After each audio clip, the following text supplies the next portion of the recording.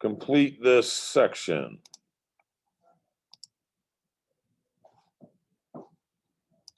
And so what we're going to do is that 11-3 work together. So we'll give you a minute as everybody's getting there.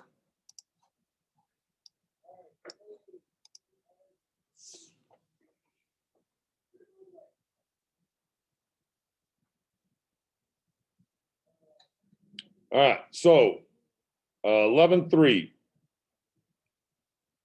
Oh, I went to the notes. All right, 11-3. What we want to do is walk through this work together and then give you time and you can finish up the app.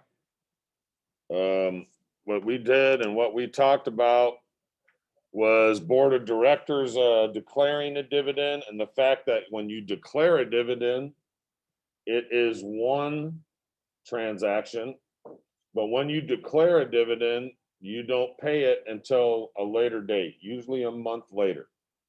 Okay. Dividends are very similar to drawing, right? And when we talked about drawing was a debit that lowered owner's equity because you drew money out of it. So that was drawing.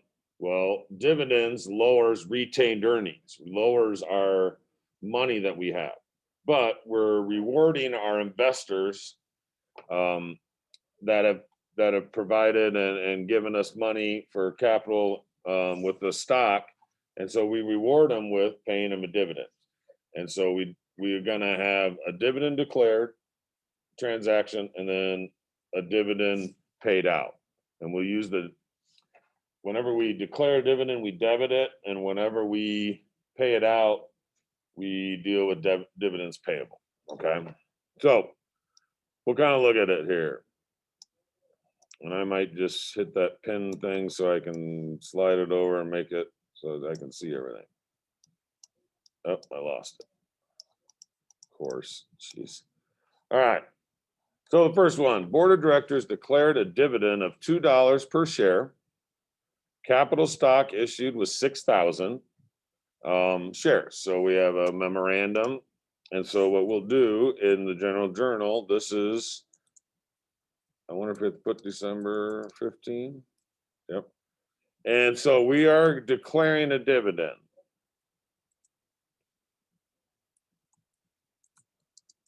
Dividends. It is memorandum 112, and we have this for $12,000. We pay 6,000 shares times $2 a share. And then the credit is to the payable, dividends payable. Okay. And that's coming from this little spot. I can't change my directions.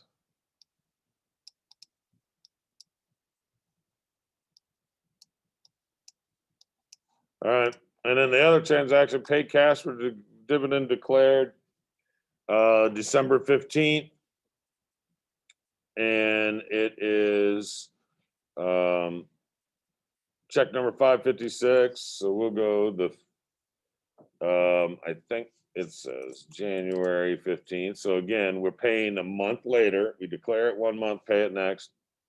A lot of times our problems will be quarterly, and we do dividends payable as our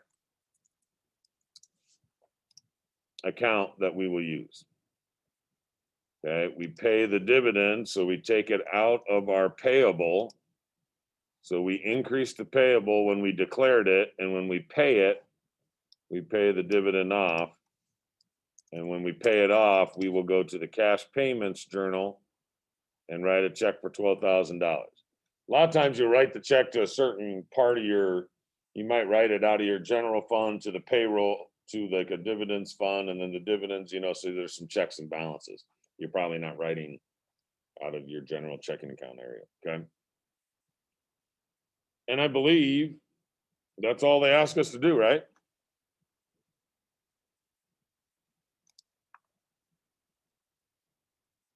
That's it. Do you need me to go back?